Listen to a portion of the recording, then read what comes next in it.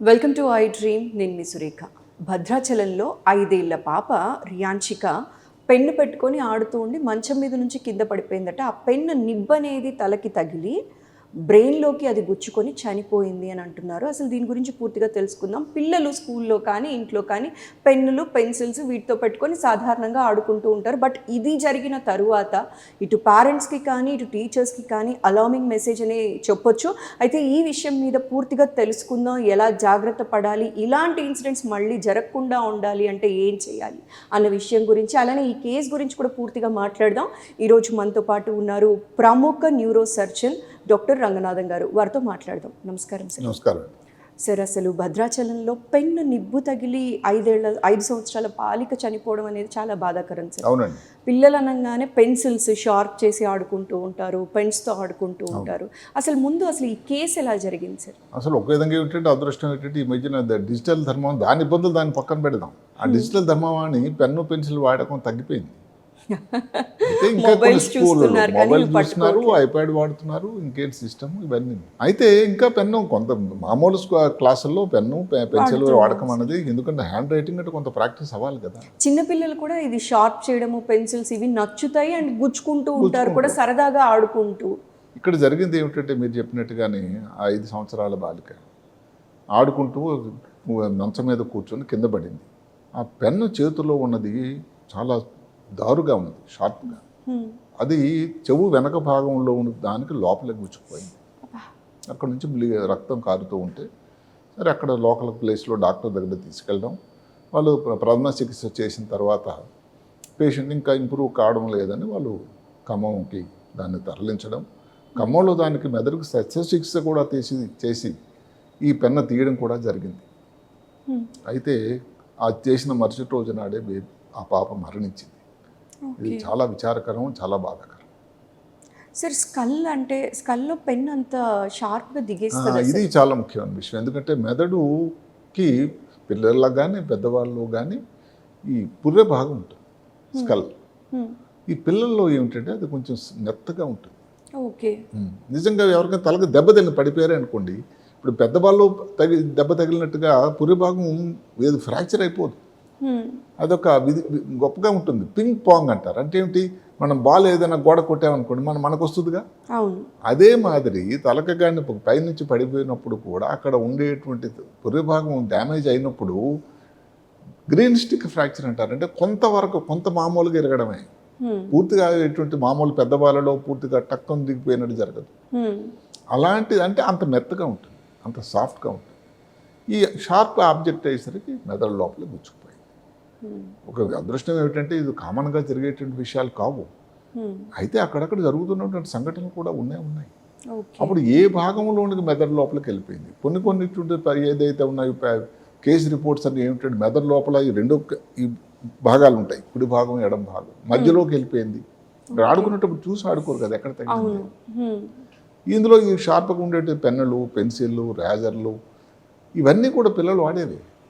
దానితో ఇంత ప్రమాదం ఉందని ఎవరిని భయపెట్టేటువంటి ప్రయత్నం కాకపోయినా ఒక అవకాశం అయితే ఉంది అని అందరూ గ్రహించాలి. ఒకటేమిటి, ఇప్పుడు ఒక పెన్సిల్లో పాతకాలంలో ఏంటంటే దాని చివరిలో ఈ లెడ్ ఉండేది, లెడ్ పెన్సిల్ అనేవారు. సరే ప్రభుత్వం వాళ్ళు కొన్ని చర్యలు తీసుకుని దానిని మార్చేసి గ్రాఫైట్ వాడుతున్నారు. ఇప్పుడు దానివల్ల కూడా కొంచెం ఏదైతే తలకు దెబ్బ తగలడం అనేది ఒక విధంగా ఉన్నట్టయితే గ్రాఫైట్ వల్ల కూడా వాళ్ళు కొంతమంది పిల్లలకి నోట్లో పెట్టుకుని దాన్ని చప్పట్లు అలవాటు, దానివల్ల పొట్ట లోపలికి అది పోతూ ఉంటుంది. సీసం లెడ్ అంత ప్రమాదకరం కాకపోయినా కూడా దానిలో పొట్ట లోపలికి ఏదో పేగుల్లో నొప్పి రావడం, పొట్టలో ఇబ్బంది ఏదైనా బ్లాక్ అయిపోయినట్టు ఫీలింగ్ రావడం, డాక్టర్ దగ్గరికి రిపీటెడ్గా వెళ్ళాల్సిన అవసరం కూడా ఉన్నది. అంత ప్రమాదం కాకపోయినా గ్రాఫైట్ కూడా కొంత గొప్ప జీర్ణాశయం మీద దాని ఇబ్బంది కూడా ఉంటుంది. ఇప్పుడు తలకు లోపల దెబ్బ తగిలింది, ఎంతవరకు ఈ పెన్ అనేది లోపలికి పోయింది అని ఇప్పుడు అక్కడక్కడ చెప్పిందని సగం భాగం లోపలికి పోయింది. ఒక్కొక్కసారి చిన్నది ఏదైనా షార్ప్గా ఆబ్జెక్ట్ ఉన్నట్టయితే లోపలికి వెళ్ళిపోయిన తర్వాత బయటకు కనబడదు కూడా, అక్కడ ఇంకా ఇబ్బంది, బ్లీడింగ్ వస్తూ ఉంటుంది. మొట్టమొదటి చేసేటువంటి జాగ్రత్త ఏమిటంటే దానికి ఈ ప్రథమ చికిత్స, రక్తం ఆపడానికి ఏదో నొక్కడము చేయడము. అది తగ్గకపోతే దానికి అదే కాకుండా పాప ఎలా ఉంది, బాబు ఎలా ఉన్నాడు అనేది కూడా చాలా ముఖ్యమైన విషయం. పూర్తిగా స్పృహలో లేకుండా, మాట లేకుండా కానీ లేకపోతే ఏదన్నా ఫిట్స్ లాగా రావడం జరిగినట్టయితే ఆ ఏదైతే మనం చెప్పుకున్నటువంటి ఆర్టికల్ ఆ షార్ప్ది మెదడు లోపలికి పోయింది అన్నదానికి తర్కం. దానికి తక్షణంగా దానికి టెస్టులు చేయాలి. ఈ టెస్టుల్లో కూడా మామూలు ఎక్స్రే చేసినట్టయితే ఎంతవరకు లోపలికి పోయింది అని తెలుస్తుంది. ఇవే కాకుండా ఏదో ఒక కర్రతో ఆడుకున్నారని చిన్న షార్ప్గా ఉండేటువంటి దాంతో భాగం దాని లోపల కూడా పోవచ్చు. అంటే ఎంత షార్ప్గా ఉండదు, ఎందుకంటే మెదడులో ఉండేటువంటి పుర్రె భాగం అనేది చాలా మెత్తగా ఉంటుంది. ఇది అందరూ గమనించాలి. అదే కాకుండా ఇక్కడ మాడు ఉంటుంది పిల్లలు, వెనక ఒకటి ఉంటుంది పోస్టీరియర్ ఫాంటనల్, ఇక్కడ ఒక యాంటీరియర్ ఫాంటనల్. లక్కీగా ఏమిటంటే మరీ చిన్న పిల్లలు అయితే అది పెద్దవాళ్ళు అంత 5 సంవత్సరాలప్పుడు పెద్ద ఇబ్బంది రాదు. అది ఈ వెనక ఉండే మాడు పుట్టగానే కలిసిపోతుంది. ఈ మాడు 1.5 సంవత్సరంలో కలుస్తుంది. ఏదన్నా కారణం వల్ల మాడు కానీ లేట్ అయింది అనుకోండి, అలాంటి దాని మీద కానీ ఈ షార్ప్ ఆబ్జెక్ట్ తగిలితే ఇంకా ప్రమాదం. ఇప్పుడు చివరికి ఇక్కడ ఏమిటంటే మెదడు లోపల ముఖ్యమైన భాగం చిన్న మెదడు కానీ లేకపోతే టెంపరల్ లోబ్ అనే భాగంలో కానీ దెబ్బ తగిలి ఉంటుంది. దానివల్ల వచ్చింది ప్రమాదం జరుగుండే. సార్ అయితే ఇప్పుడు తల్లిదండ్రులకి కానీ ఇటు టీచర్స్కి కానీ మీరు ఇచ్చే సలహా ఏంటి సార్ పిల్లల విషయంలో ఎంత జాగ్రత్తగా? ఇప్పుడు ఒక విచిత్రమైన సలహా, పిల్లలందరికీ హెల్మెట్ పెట్టి వాళ్ళు ఆడుకుంటున్నప్పుడు వదిలేయండి అని మనం చెప్పం. పంపించలేదు, అది అసాధ్యం. అది ఇన్కన్వీనియంట్ కూడా ఎవరు పెట్టుకుంటారు. అయితే ఈ పదును షార్ప్గా ఉండేటువంటి వస్తువులు ఆడుతున్నప్పుడు మాత్రం ఒక కన్ను వేసి ఉంచాల్సినటువంటి అవసరం కూడా. ఓకే. పెన్నుల్లో ఇంకేమిటంటే దానికి ఏదైనా గట్టి క్యాప్ ఆడుకుంటాం అనుకున్నప్పుడు అంటే రాసుకుంటున్నప్పుడు తప్ప మిగతా టైంలో కొంచెం ఏదైనా పూర్తి గట్టి క్యాప్ వాళ్ళు ఇంత ఈజీగా తీయలేని క్యాపులు లాంటివి చేయడం కూడా చాలా చాలా అవసరం. ఓకే. అదే తలకు చిన్నది గాయమైంది అనుకోండి, దానికి ముందు జాగ్రత్తగా మామూలుగా ఆడుకుంటూ ఉన్నట్టయితే పెద్ద భయపడాల్సింది అయితే లేదు. ఎంత పోయిందో లేదని ఒక టెస్ట్ అయితే మామూలుగా మీ ఊళ్ళలో ఉండే మామూలు ఎక్స్రే అన్న ఏదో స్కాన్లు ఉన్న తర్వాత సిటీ స్కాన్లో అయితే పూర్తిగా వివరాలు అనేవి తెలుస్తాయి. ప్రాపర్ మెదడు లోపలికి రక్తస్రావం జరిగిందా, ఏ ప్రాంతంలో జరిగింది, ఎంత దెబ్బ తగిలింది, ఆపరేషన్ చేయాల్సిన అవసరం ఉందా లేదా, అది మామూలుగా బయటకు తీసేస్తే సరే కదా. అదే కాకుండా ప్రతి వాళ్ళు తల్లిదండ్రులు లోకల్ డాక్టర్లు ఏం చేస్తారంటే అమౌంట్ ఉంది కదా తీసేయడానికి ప్రయత్నిస్తారు. దానివల్ల ఎంత ఫర్దర్ డ్యామేజ్ జరుగుతుంది.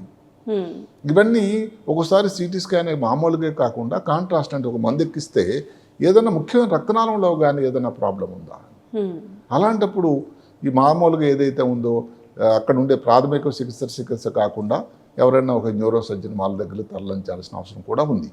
ఇందాక చెప్పినట్టుగా ఏదైతే కర్రతో ఉండే షార్ప్ ఆబ్జెక్ట్ తగిలింది అనుకోండి, ఏదన్నా అవచ్చు. పెన్ను మనం అనుకున్నాం కాబట్టి పెన్ను కానీ పెన్సిల్ కానీ ఏదన్నా లోపలికి పోవచ్చు. అలాంటప్పుడు సిటీ స్కాన్లో పూర్తిగా తెలియదు, ఎందుకంటే ఒక 40% దాంట్లో ఎక్కడెక్కడ ఆ కర్ర తాలూకు ముక్కలు కానీ పీసులు కానీ బ్రెయిన్ లోపల ఉన్నాయని తెలియకపోవచ్చు. అలాంటప్పుడు ఎంఆర్ఐ కూడా అవసరం. ఇవన్నీ కూడా ఒక న్యూరో సర్జను వారి తాలూకా పర్యవేక్షణలో ఉండేటట్టయితే ఇలాంటి ఇబ్బందులన్నీ తెలుస్తాయి. దాన్ని బట్టి శస్త్రచికిత్స చేయాల్సింది, ఏ భాగంలో చేయాల్సింది, ఎలాంటి శస్త్రచికిత్స చేయాల్సింది, దానివల్లటువంటి ఫలితాలు అవన్నీ తర్వాత మనకు తెలుస్తాయి. మొత్తం మీద ఏమిటంటే టీచర్లు కానీ దేనింటే పిల్లలు వాడుకోవడం అన్నది సహజం. వాళ్ళ మీద ఏదో బాగా తుండ్ర చేసే పిల్లలు ఉంటారు, వాళ్ళ మీద ఇంకొక దృష్టి కొంచెం ఎక్కువ పెట్టాలి. పిల్లలకి ఆడుకొని అయిపోయిన తర్వాత బ్యాగ్లో పెట్టేయటం లేకపోతే ఇలాంటి చిన్న చిన్నవే సలహాలు. అలాంటప్పుడు ఇలాంటి ప్రమాదాలు జరగకుండా ఉంటుంది. అదృష్టవశాత్తు ముందు చెప్పినట్టుగా ఏంటంటే మరీ ఎక్కువగా చాలా యాక్సిడెంట్లు హెడ్ ఇంజరీ వల్ల, ఇప్పుడు హెడ్ ఇంజరీ వల్ల పిల్లల్లో దెబ్బ తగులుతున్నది ఇది చెప్తాము. అంటే ఇలాంటి ఇబ్బందులు కూడా ఉండడానికి సాధ్యమైంది. ఎక్కడో కాదు, మన రాష్ట్రంలోనే జరిగినటువంటి సంఘటన. దానివలన ఈ చిన్నారి చనిపోవడం అనేది జరిగింది. కాబట్టి ఇది కొంచెం అందరి దృష్టిలో తీసుకురావడానికి, దీనివల్ల ఉంటే ఇబ్బందులే ఉంటున్నాయని చెప్పడానికి ఇది ఒక ప్రయత్నం.